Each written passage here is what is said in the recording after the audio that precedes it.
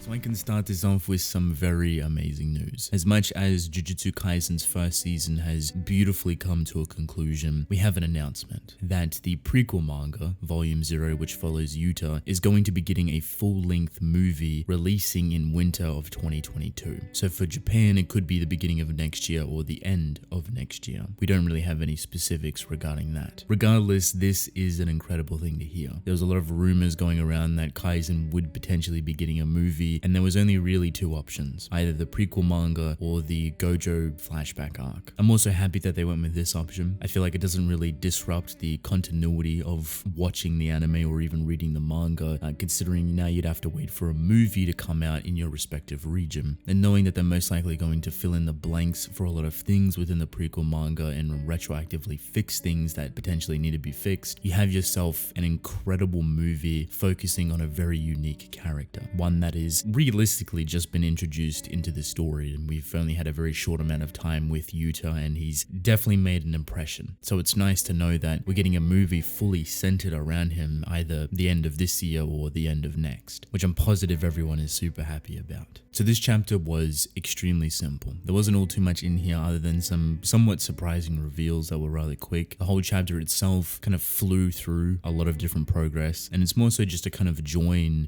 the arcs together, having that down period that has enough information to thrive and grow upon to help build into the culling game arc. One, very important, but two, can sometimes be rather jarring. I think there's going to be a percentage of people that view this chapter as quote-unquote filler, which in a term sense is heavily inaccurate, but it definitely can feel like one, just with the amount of information it brings across, with how little you potentially care about it. And the whole purpose of this is very specific into bringing it up, putting it into motion, and allowing it to kind of not linger around all too long so we can get to the culling game. So while this chapter may not be the most invigorating or the most exciting, it does bring across some personality. It does bring across a very specific tone or atmosphere that is currently being set, and I like how it's taking place within these slower moments. If you haven't noticed over the recent months, the tone of Jujutsu Kaisen is starting to shift, and it always has been this back and forth battle between different characters, between different mindsets and emotions, and I think the peak for it definitely would have been Yuji and Mahito. This is realistically the best time to do it because the Shibuya arc was extremely climatic and it changes everything. Having your tone or atmosphere shift rather directly creates a whole different reading experience, and this is pretty much the starting point for that said tone or atmosphere. You can very much tell within these interactions, basically every single one, that there is a lot of question behind it. There's a lot of curiosity, there's a lot of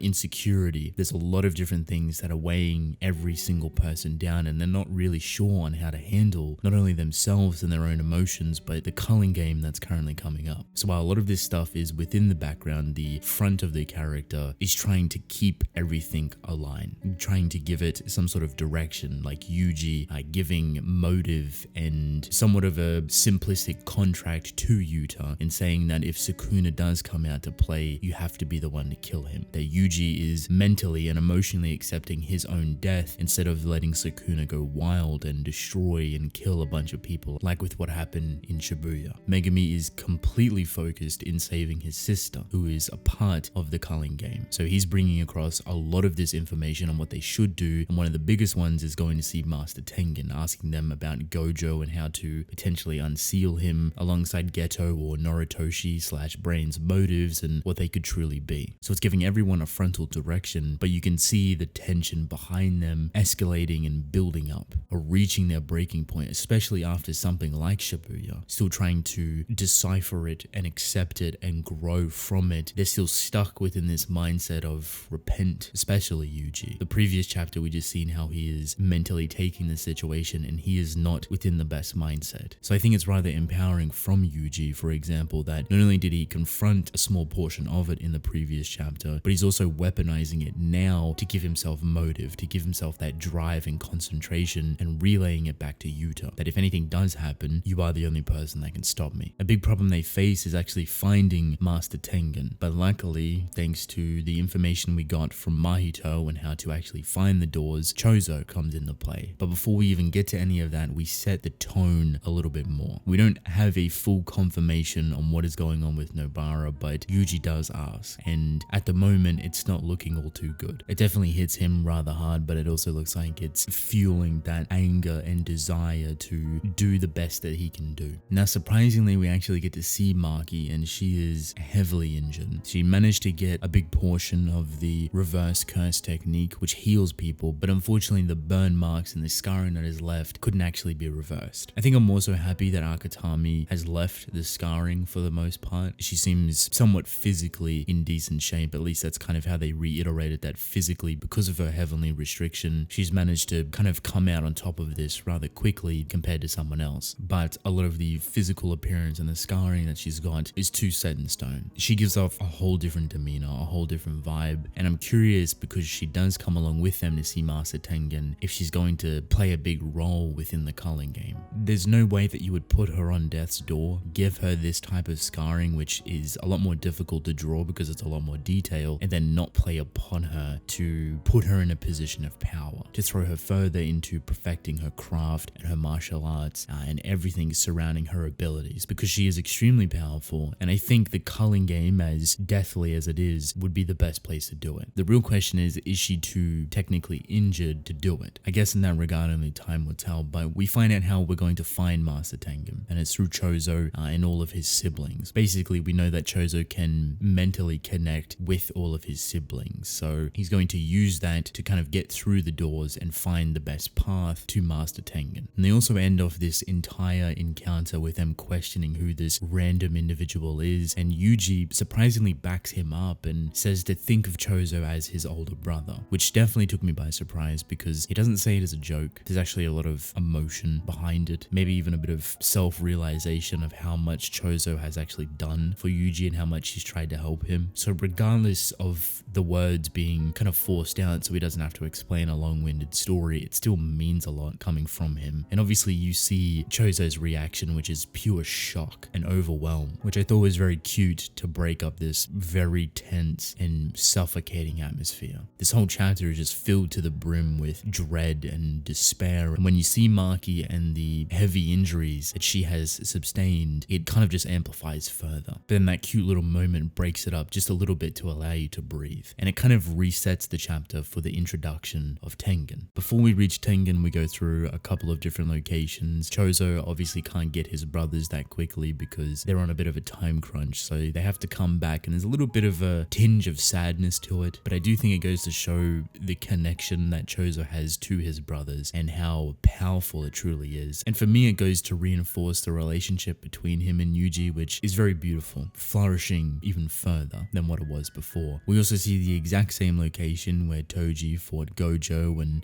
Geto many years ago, with Yuki reflecting on that fight. And then we meet Master Tengen, but it's not as simple. They actually enter this room that is completely white, and at first he wouldn't actually appear, and Yuki realizes that Tengen is rejecting her. But as soon as they're about to leave, I believe the curiosity of Tengen actually gets to him, and he reveals himself to everyone, and the form he has is definitely not what I expected. If this is truly Master Tengen, or maybe one of his forms, maybe just a vessel of his forms, I'm not entirely sure, he looks more akin to a curse than a human, and I guess you can kind of somewhat make that connection with immortality and the fact that he constantly ages but he never actually dies. The body just kind of morphs and turns into something else entirely, but I think what's more interesting about it is not only his interest and intrigue into a lot of specific individuals like Yuji, like Yuta, like Megami, but also the 4 eyes that he actually has. And if you haven't already noticed over the years, the perception towards eyes within Jujutsu Kaisen is a very interesting thing. Some of, if not the most powerful individuals have the most eyes, or something to do with their eyes in general. So Gojo has 6 eyes technically, Yuji has 4, Master Tengen also has 4, Megami's Magorama, or the big Shikigami that he brought out, has his eyes completely covered and wings growing out of them. I'm not too sure if this is a common thing within Japanese lore or mythology. I need to do some research for it to kind of build up some sort of knowledge, but I do like the consistency when it comes to the portrayal of eyes, and that there potentially is a lot more here that plays into different characteristics, that plays into different abilities and powers with how many eyes you truly have.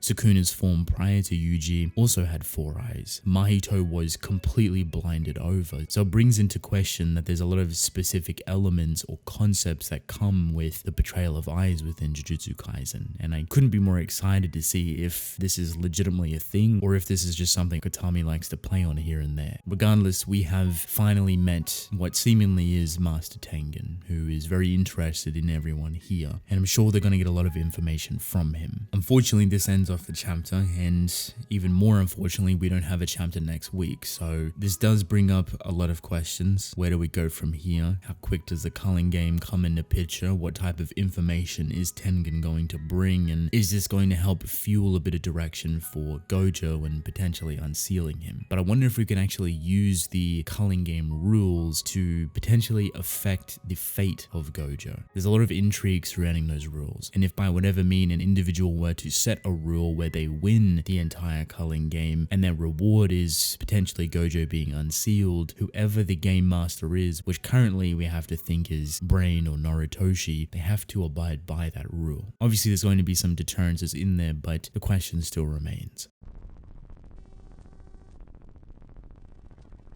So with that being said, that is basically it. Let me know how you felt about the chapter. Did you love it? Did you hate it? Do you think it felt pretty filler-esque or provided a bit of information that you enjoyed? Also, how do you feel towards the brand new movie that Jujutsu Kaisen is getting? I'd love to hear your thoughts. But I want to thank you all for watching. Hope you enjoyed. Drink plenty of water, and I will see you within the next one. Goodbye.